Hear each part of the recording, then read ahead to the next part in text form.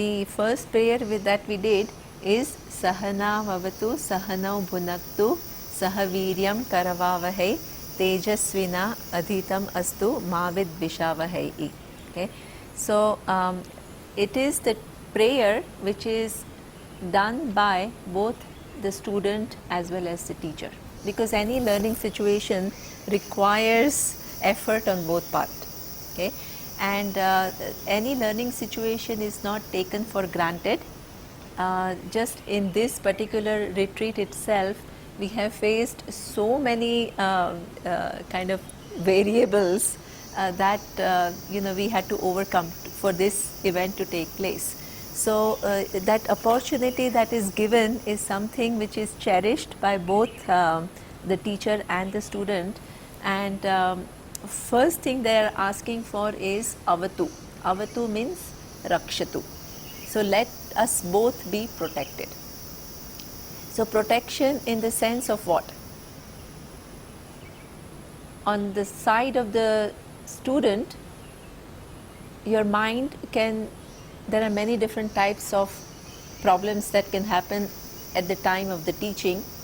One could be that you cannot concentrate for a long time, your mind wanders, it goes somewhere else, it starts thinking about something else. Or sometimes you project on the teacher and you feel that you know more or you can do it better. Especially if you listen to Vedanta for a while, it may seem all very familiar, and then your own mind starts kind of saying, yeah, but this I understand, or this is okay, this is, So instead of dwelling into it and really trying to assimilate, it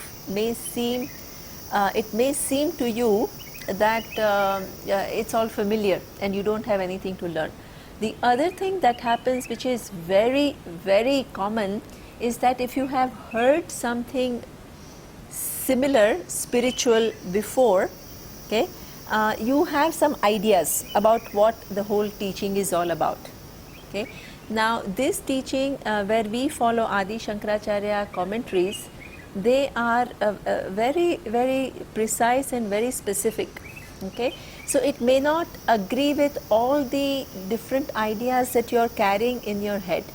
Okay, so what happens is that when you listen to Vedanta, what happens is you want to keep your own framework as it is, and you want to fit in what the teacher says in your existing framework. Okay, so you superimpose. And any learning to really take place, what happens is that you really have to at times give up your existing framework and relearn a lot of things with a better clarity.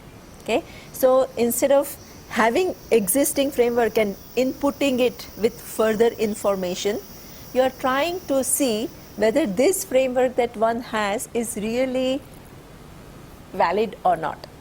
And if it is not valid, you have to kind of give up certain ideas, okay, upon examination. Not that because Shankaracharya is saying therefore it is right and therefore I have to take it, but you have to examine, and for that you require an open mind. Okay, so at the time of listening, many different dynamics happen without your realizing it. Okay, and you want to be protected from all these different dynamics so that your study can bring you what it is meant to bring you, clarity of knowledge. Okay. Now the part of the problem that happens with the teacher, what could it be? The teacher also sometimes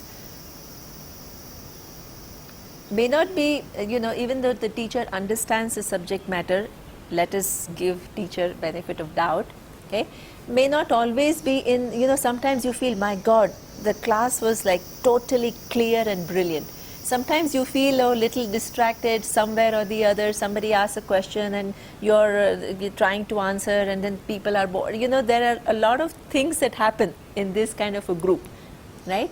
So there you also want to bring out the best on part of the teacher too, so that everything is conveyed as it is meant to be conveyed in Shastra without all these interferences. Okay? So this is why you need protection for both the student as well as the teacher. The second thing is that you don't only want to be protected, Sahanau Bhunaktu. Bhunaktu is you also need nourishment, because this not only you want protection, you want nourishment, because you want your study to be, as it says next, brilliant. Okay? So that means you can stretch yourself a little bit more, and the teacher can stretch oneself a little bit more to bring about an environment where really there is nourishment. Each one kind of a brilliant question on part of the student can really bring out the best in the teacher, or sometimes a good exposition on part of the teacher can really invoke interest on part of the student. So you really want that nourished environment where the teacher feels satisfied and the student also feels equally satisfied, and there is a gratitude for both. So therefore you need nourishment also, and not just the protection. Okay? And then it says very specifically, tejasvina adhitam astu. Okay? Naha, our studies, our both, okay, let it be brilliant. And ma vid vishavahehi, let there not be any misunderstanding, let there not be any resentment on part of both. Okay? Because it's a very unique learning. It's not just a learning of a given subject matter and I am removed from it. It's all an inquiry into the nature of I. Okay? And you already have so many notions about the nature of I. When they get shaken, right, there is certain amount of discomfort that takes place. And any discomfort that takes place can come out as kind of an aggression. Okay? So many times what happens is that there is a transference on the teacher. Initially the teacher is like really idealized, and you just feel that the teacher is like Bhagwan and this and that. Okay? And later on you also begin to see that the teacher is of course somebody who has studied the Shastra and evolved, but it's not like it's, you know, all these very, very positive images that the teacher is like, oh, the Swarupa Vishnu coming, and you know, so especially if it is a Swami, this a lot of projections happen on part of students. Okay? So that can then when they begin to see reality, then there is a lot of resentment. So one very up can lead to something very down. That can happen very, very often. And sometimes the teacher also you know, is looked up to in a certain way. So the kind of relationship that you have with your parents or all that interferes. Okay? Your gender biases, all kinds of things happen in this teaching situation. It is like, you know, when you get into a long-term relationship with somebody, how it is impossible to avoid some kind of, you know, when you're relating to friends, it's very easy, right? Everything is very simple. But when you have a close relationship with people, then all kinds of things which are on both sides start coming out. Okay?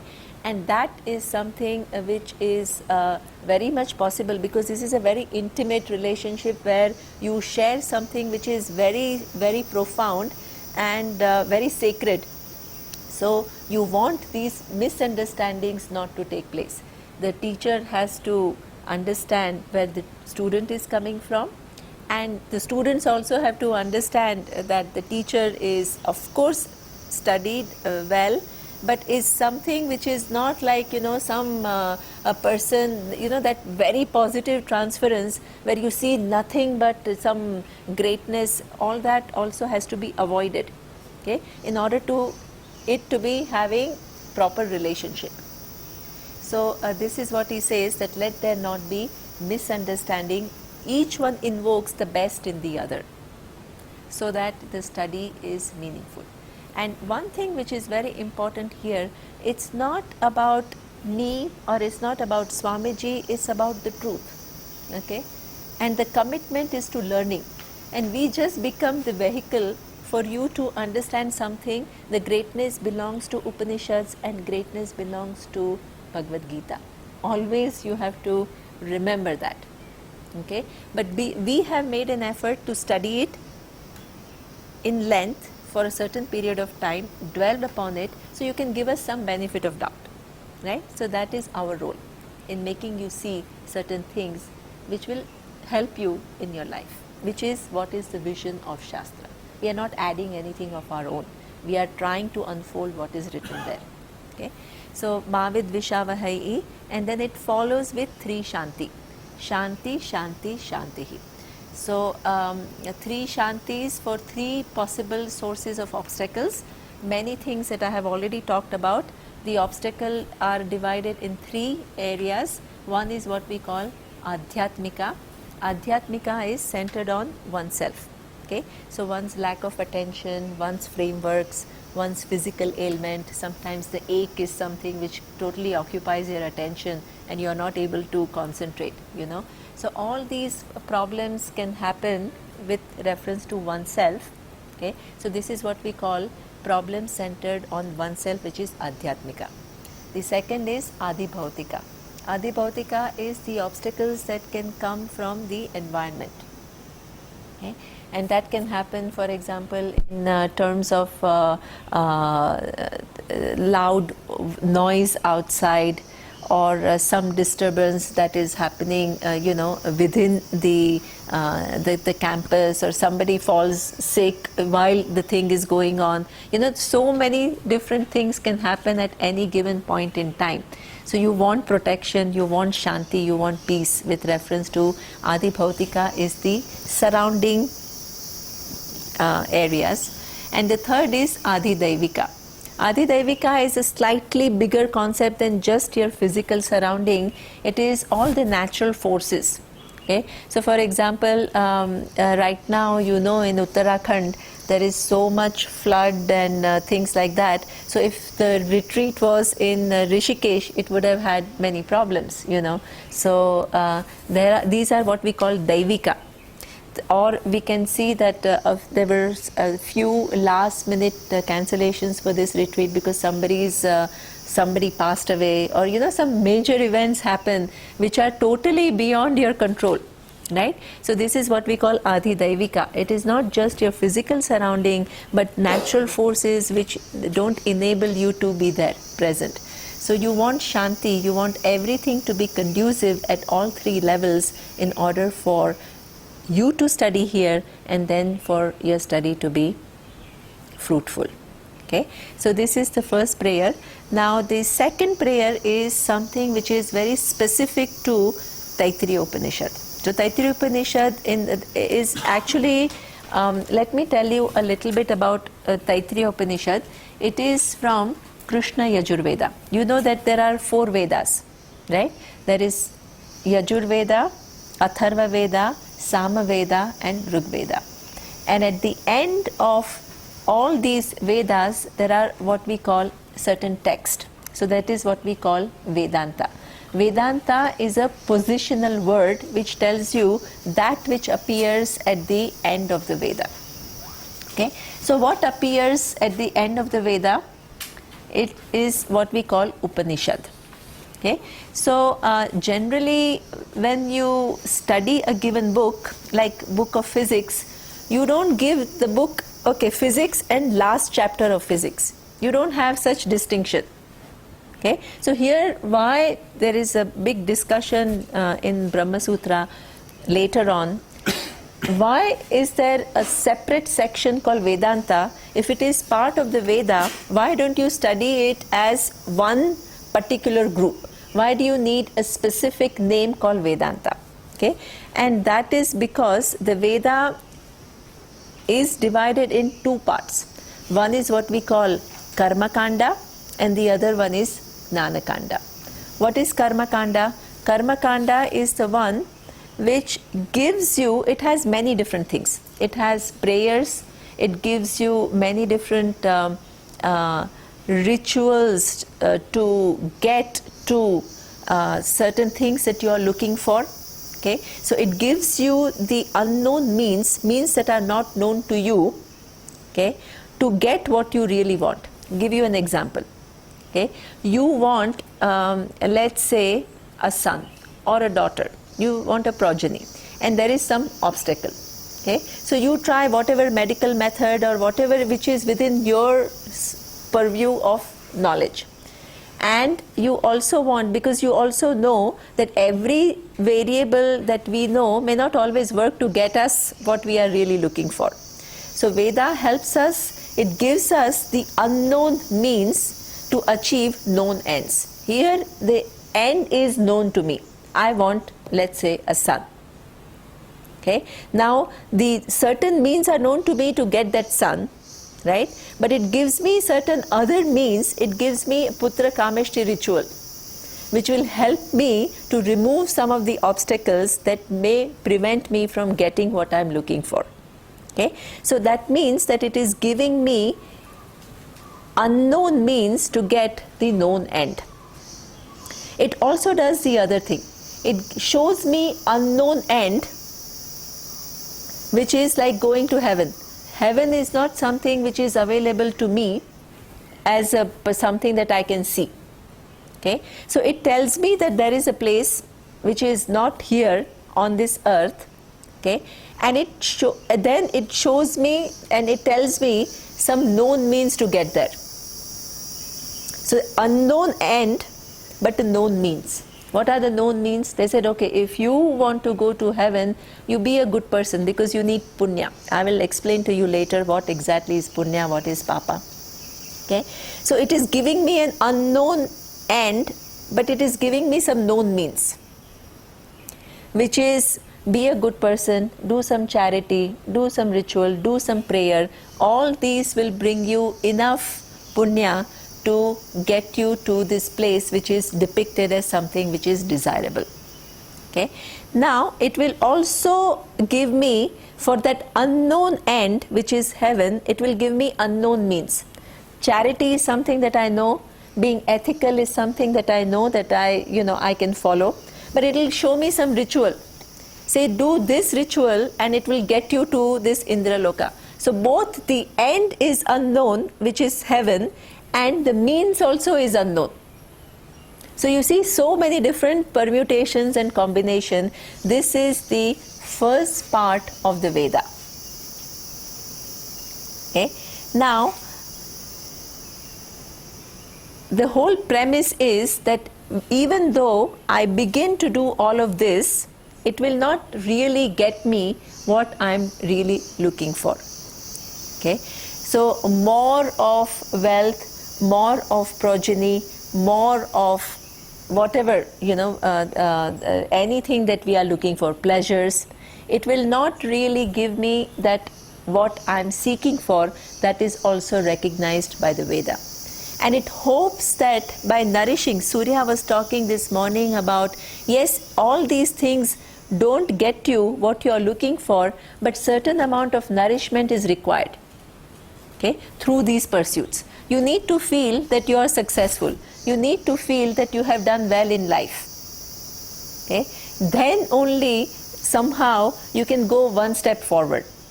If you are feeling like a failure, if you are feeling like you are useless, if you are feeling that you are no good and you are lost soul, okay, then Vedanta is just too big. The difference between where you are operating and what Vedanta is saying is just too much. You have to be more or less okay with yourself, then Vedanta can work for you. So what Vedas expect is that through all these rituals and through the prayers and living an ethical life, you will get the nourishment that you are looking for. At the same time, you will recognize that it is not an end in itself.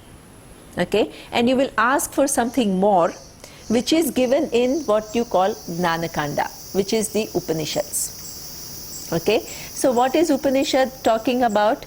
It's a totally different paradigm altogether. Because all these things that I want, the known means for unknown ends, the unknown ends and unknown means, the known means and unknown ends, the known end and unknown means, all of these will not really solve my problem. It will keep me in the same loop. Okay? So then at one point you will say, what will solve my problem? And this is where you will begin to question the very nature of you being the seeker. Okay? And if you are basically a limited person, it says, okay, there is no end to your seeking. Because any limited person acquiring a limited thing will always remain limited.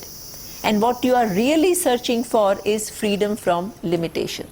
That's what we are all looking for. It's not that Upanishad is telling you that you should search for freedom from limitation. In fact, behind all our pursuits, what we are really looking for is a certain sense of freedom from inadequacy, freedom from limitation, freedom from feeling that feeling of being wanting all the time. That's what is really we are really interested in getting rid of.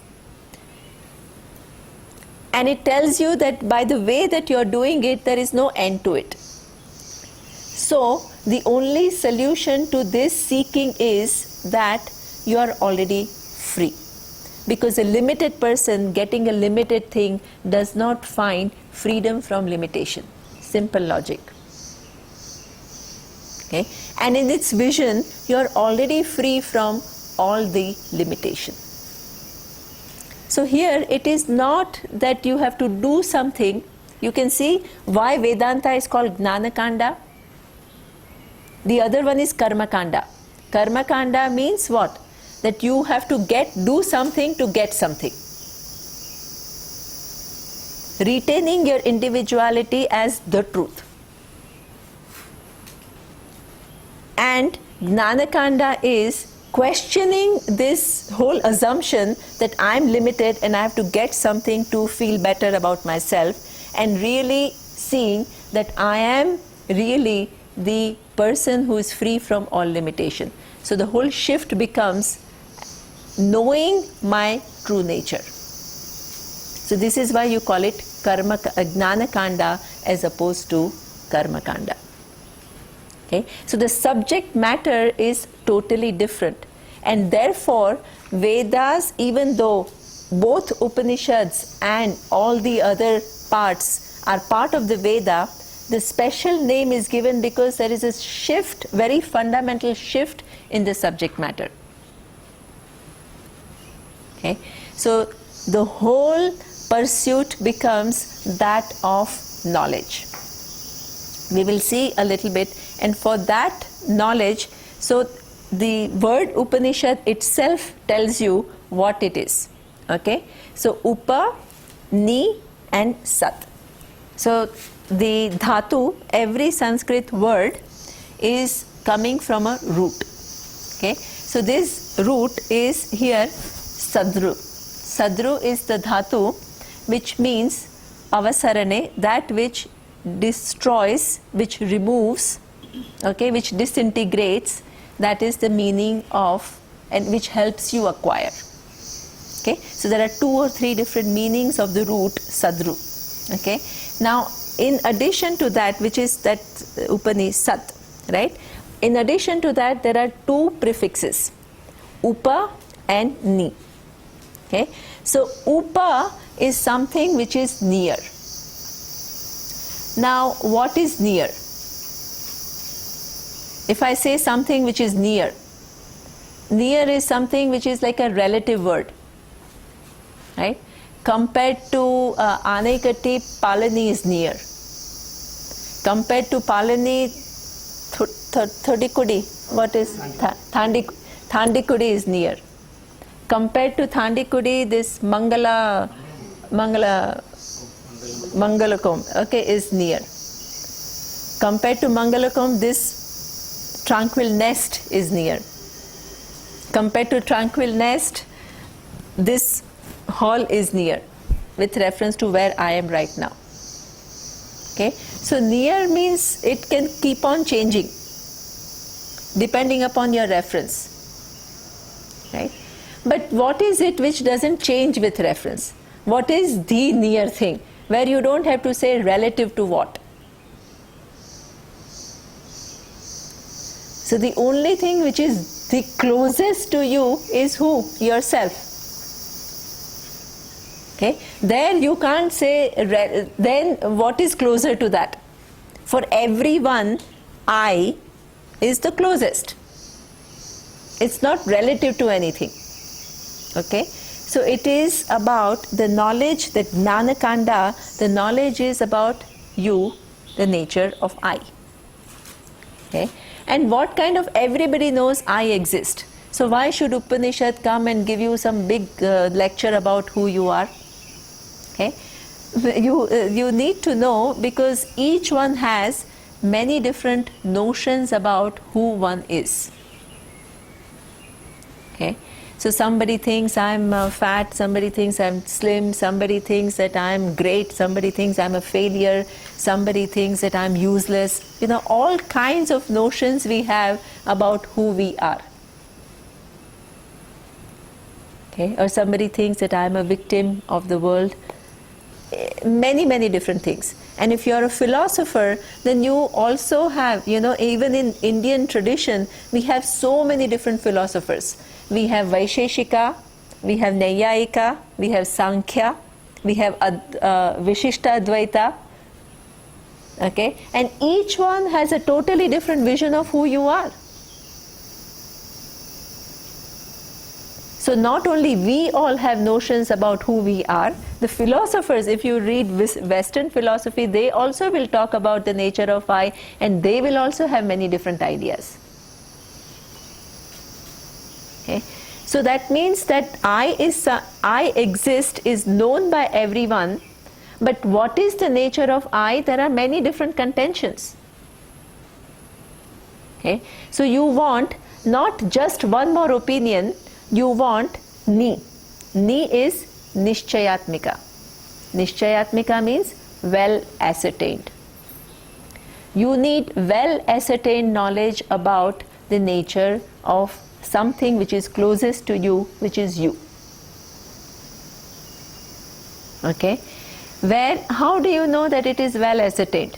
Well ascertained, as I had said in the morning, that the very teaching tradition, the Adi Shankara's Bhashyam, itself not only expounds what Upanishads talk about, he himself brings about what we call Purva Paksha, the opposite viewpoint.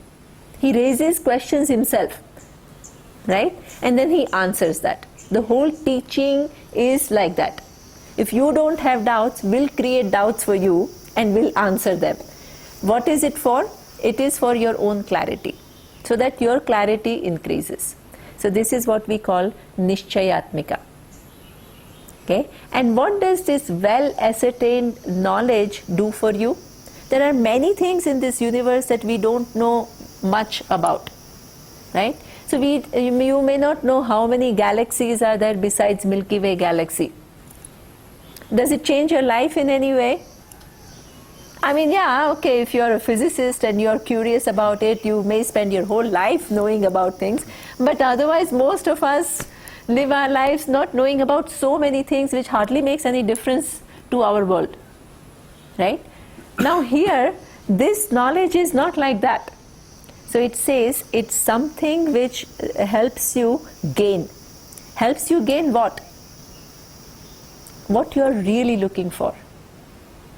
Behind every human pursuit, what really one is looking for is one's fulfillment. Okay? So it helps you to gain that fulfillment that you're looking for. And what does it do? How does it give you that fulfillment? Does it produce something? Does it promise something new to come and that something to arise? No. It says it removes your ignorance about who you are. Okay? So it removes ignorance, it removes your false notions. Some conclusions that you have about yourself, it removes. And when those confusions go, it also takes away a lot of other suffering that is attached to your self-identity. Okay? So it takes away the confusion, which is the root problem, and along with that root problem, it totally disintegrates all the other secondary problems that you acquire because of the basic ignorance. Okay? So just a simple example, if you take rope for a snake, so first there is a first level mistake, right? That you have taken rope for a snake. But along with that wrong notion of snake, you also have then acquired fear. Okay? So you have many compounded multiple problems. Okay? So that means that in order to remove the fear that you are suffering from, I can either give you some pranayama to calm yourself down, okay, or I can give you some techniques of meditation to kind of, whatever. I can do many different things to calm you down. But if I don't address the basic problem of making you see what is, which is not the snake but rope, that just acting at the level of fear will not solve anything fundamentally. But when you solve the problem fundamentally, which is that of ignorance, when ignorance of what is goes away, which is snake is not there but it is rope, the consequences of that ignorance which leads to fear will also automatically go away. Okay? So that sadlu root indicates three things. One, that it enables you to gain something, right? Nishchayatmika knowledge about I, which removes the ignorance, that is the second thing. And third, all the products of ignorance, which is all your suffering, right? So this is what is the Upanishad. The word Upanishad itself explains a lot about what this knowledge is. Okay? So the Taittiriya Upanishad is starting there are three different sections. The first section is that of different upasanas, different prayers, different ethical conducts are talked about. That is not really the subject matter here. The second section talks about the knowledge, what is the nature of I, that is going to be the subject matter here. And then the third Valli, the third chapter, is a dialogue between the son and father. Okay? And the father leads the son to see certain realities, which is exactly what is explained in the second chapter. So what we are going to be doing is the second chapter, which is full in itself. Okay? So that the first chapter begins with this prayer, Shanno Mitra Shamvarunaha. Now that itself is something which is a beautiful prayer. We will see it briefly. We have given a Vedic prayer and we have given the meaning, word to word meaning. Okay, so my point here is not to make you go through each word and give you the meaning and tell you. I will give you the overall meaning. If you want the specifics, that you can, because my job is to really make you appreciate the vision and not to take you through all the little details of every word and go into it. Okay, so this prayer begins with Shanno Mitraha. Okay, so that Mitra is son. So here we are asking for auspiciousness. From whom are we asking from auspiciousness? From the sun. How does the sun become such an important representation of what we will discover later, Ishvara? Okay, sun is something which not only provides us life. Our life on earth is not possible without the presence of sun. It acts in many different ways to make our life possible. But the sun also represents that brightness, okay, which removes the ignorance. There is not an ounce of any darkness in the sun itself. It's only brilliance. Okay, and that becomes like a source of inspiration for me, how I want to live my life with a certain brilliance, with a certain clarity, where there is no darkness, where there is no confusion, where there is no kind of vagueness in anything. So you invoke sun and you're asking for auspiciousness and you're asking for certain brilliance from the sun. Okay. Now the other person that you want to, now it is amazing because Sham Varunaha. So we are asking for auspiciousness from ocean deity, which is water. Okay, so water and sun are a very important part of the Vedic life. Okay, any Vedic ritual, every morning you do Gayatri mantra facing the sun and asking for clarity of thinking. Okay? Then you also do any kind of cleansing. You need water. Everything comes with Achyutaya Namaha, Anantaya Namaha, Govindaya Namaha. Our Swamiji used to say that these, if you want to have a good self-esteem, okay, and you want to do this particular thing 3 times a day, right? Achyutaya Namaha, you take water and you put it here and you say Achyutaya Namaha. It's about, you are doing it to yourself. Achyutaya Namaha means that which is never touched by anything. To that I am doing Namaskara. Who are you doing Namaskara? To yourself, who's never touched by anything. Achyutaya Namaha. Anantaya Namaha. That which is without any end. Anta is limited. Anantaya Namaha. But how? I don't see myself as that which is not affected by anything and that which is limitless. I find myself limited and wanting and persecuted and all, in every transaction that I have in the world reminds me of my helplessness. Okay? So how do I know? How can I relate to the fact that I am Achyuta and I am Ananta? Then the third thing is Govindaya Namaha. If I want to really know the true nature of myself, I need to know it through the Vedas or through Ishvara. Okay? So that also I recognize, that in order to know my true nature, I need Upanishads, I need Bhagavad Gita. I need that. Okay? And you do it to yourself every day.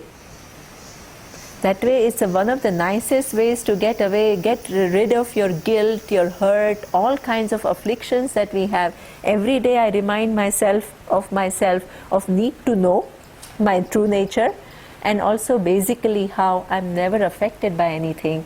It's not that I'm affected and I have to do something to free myself from affliction. In the vision of the Veda, I'm already free, I'm already limitless. Okay? So this is the prayer that we do to the sun, and then the water, the purification of the water. Okay. Then Shanna Indra Bhavatvaryama, we also kind of remind ourselves of our connection with the universe. Okay. So we also do ask for auspiciousness from Pitru. Who are Pitru? Pitrus are all the ancestors. Okay? So my presence here, all the opportunities that are given to me is not just something that I land here one day and just dropped from the universe, okay, dropped from the sky and I arrive here. So there is a chain of all the, all the ancestors, and they have provided a certain possibilities for me to be here. They have provided me with some culture. They have provided me with certain thinking facility through this whole law of genetics, okay, which makes me who I am today, okay, and what I am discovering. Because if you have come to the Veda and if you have come to the Upanishads, they say that the punya that you must have to come to this place, to the right teaching, where the knowledge is unfolded without any kind of subjectivity, is something which you require tremendous punya, tremendous. Okay, and you also have to thank your ancestors for that. Because no matter, sometimes we come out of some pleasant, searching for truth and all. Sometimes we come from some pain, both. Right? But both have led to the same place, which is an amazing opportunity to know, amazing blessing. Okay? So you have to thank your ancestors for it too. You don't take your being here for granted. Okay? So that is what it says. Then Shanna Indro Bruhaspatihi, Shanno Vishnu Rurukramaha. So we are asking we also recognize that our life here on this earth is not the only beings that are there in the universe. We talk about different places in the universe, and among those places we say that there are heavens, okay, and there are, even within the so-called heaven, there are different positions. So Indra is what we call the Lord of the heaven. So we ask for his blessings also. What is interesting is that at the time of the sannyasa, when you do the ritual, you tell everyone that you are no longer a competitor in the society. Because if you study a lot of Vedas, then you have tremendous punya to become Indra and to become whatever, right? But you say that I'm only interested in this knowledge of the truth. I'm not competing. You tell Indra and you tell all these people, I'm not competing with you for your position.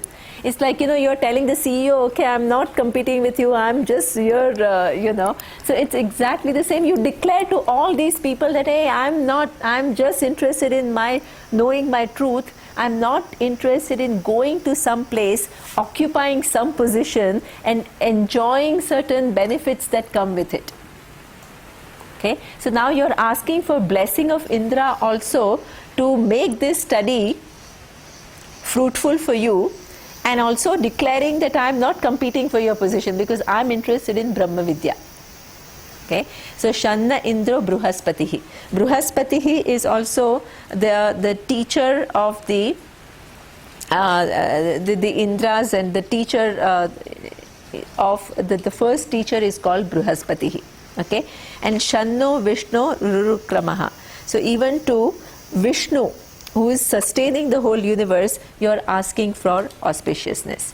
Okay, now Namo Brahmane Namaste Vayo. Vayu is the air. Air also plays a very important function.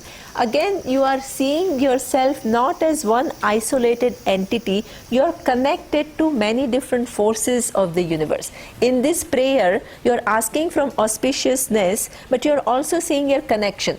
You are seeing your connection to the sun. You are not taking your existence for granted. You are seeing your connection to the water, to the air. All these elements make your life possible, and you must thank them consciously every day. Okay, one of the I think that one of the Western philosophers, he said a very interesting thing.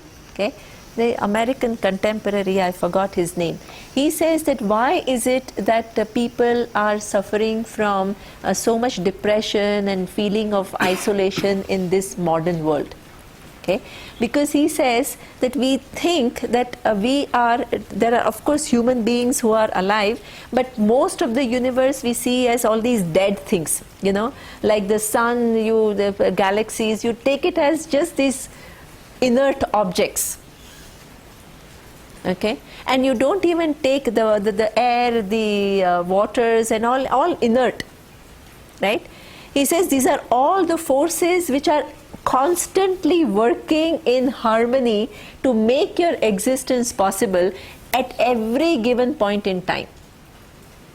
Okay, and they are all at work to support you, to nourish you, to make your life possible.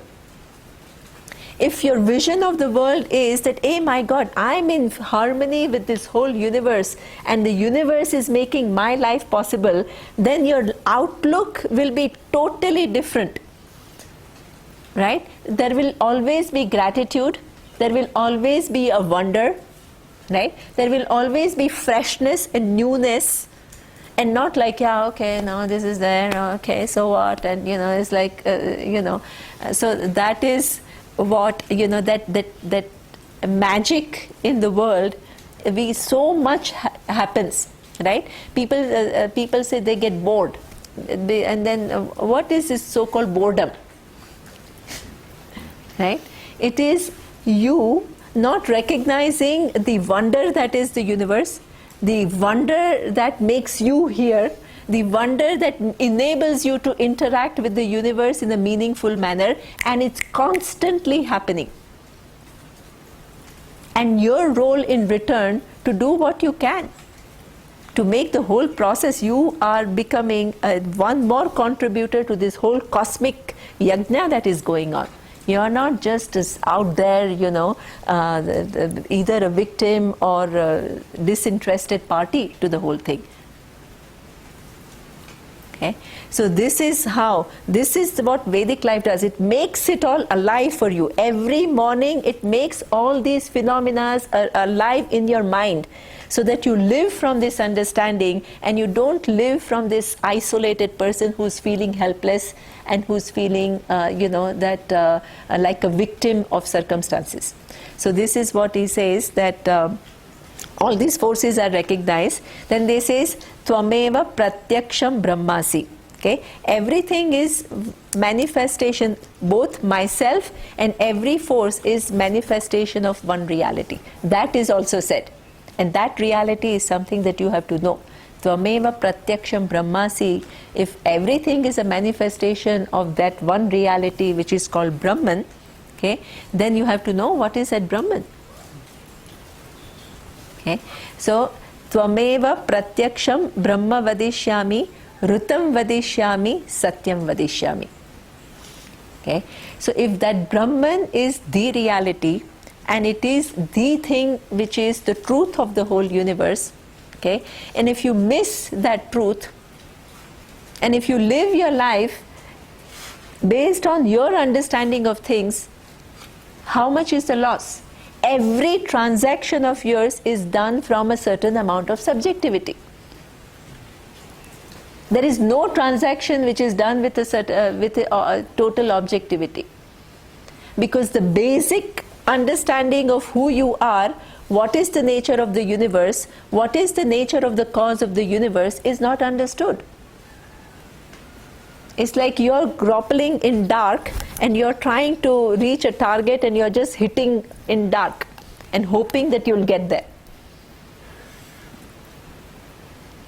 Okay? So that means that knowing the truth is something which is that Brahman is the commitment, that is my commitment. That should be my commitment, because that is putting my life in perspective.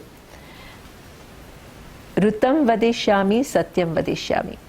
Two words. We will see the meaning a little bit later, but I will explain briefly. Satyam and Rutam are two words which are used to convey the same thing, the truth. Now, one thing we have to understand, that this study is not a study to make you feel good, in the sense that it may make you feel good, but the point is that you have to discover certain truths. Okay? It is not based on some positive thinking. You program yourself to think in a given way, right? And then somehow make yourself good. The whole approach is, there are certain realities out there, regardless of whether you know it or not. Now, the whole attempt is to know those realities and to incorporate those realities in your understanding and in your behavior, so you can live better life. Okay? It is not creating anything new.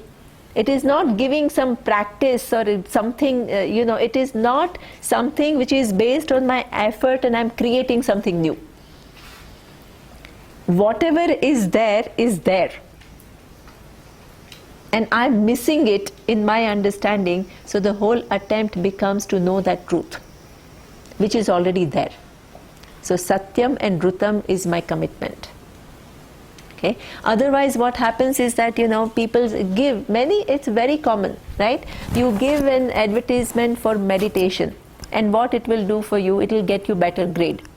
I mean, this is how they market. Okay, it will give you better grade, it will give you more calm mind, it will give you, all kinds of peaceful relationships. So this is what a promise is. It is true, it may give, we are not saying it will not give, but the main point of meditation, as Surya said in the morning, is not to just kind of, have some kind of a technique to make you feel good. The ultimate vision of Vedanta for meditation is that it accompanies you in the inquiry, so that the truth stays with you. Okay? So here it is that the commitment is, if it is making you feel good, then you can have 100 different promises, 100 different techniques that you can apply to make you feel good. Okay? But what is there. And if you get to know that, it's a totally different type of a thing, different type of pursuit. So Satyam and Rutam is the commitment. Okay? And in order to have that, Tanma, Avatu, again Avatu, protect us so that we know this reality. Okay? Tad Vaktaram Avatu, Avatu Mam, Avatu Vaktaram. Protect us, also protect everyone. Okay? Because even in order for the inquiry of the truth to take place, not only the teacher and student, but also the environment has to be conducive. If there is no culture, if there is no place, okay, available, there are so many people who write to us that in our culture it's very difficult to even find any such knowledge. Where how do we find, they come here and then they learn something, then they want to continue, and there is no opportunity for them to continue. So you need constant nourishment. It's not like that you do only one time listening and your whole life will change and you'll understand the whole vision. Okay? So there is a certain pursuit, and that requires certain continuity, requires certain commitment, and it is something which happens over a length of time. So you need that conduciveness. For that you need protection from the environment. So that Avatu Vaktaram, then you want everything to be available to you, then Om Shanti Shanti Shanti. Okay? So these are the two prayers. Now the Upanishad, the second chapter of the Upanishad begins. This is a very nice Upanishad which has a beautiful chanting. Maybe Surya, in the evening we can chant this Upanishad. It is a beautiful Upanishad. So the first sentence of Upanishad, now you can go to Taittiriya Upanishad. I will just introduce and then I will stop. It's 1:15, yes. 1:10. Okay, so we can start this Brahma Vidapnoti Param from the next class, which is tomorrow morning.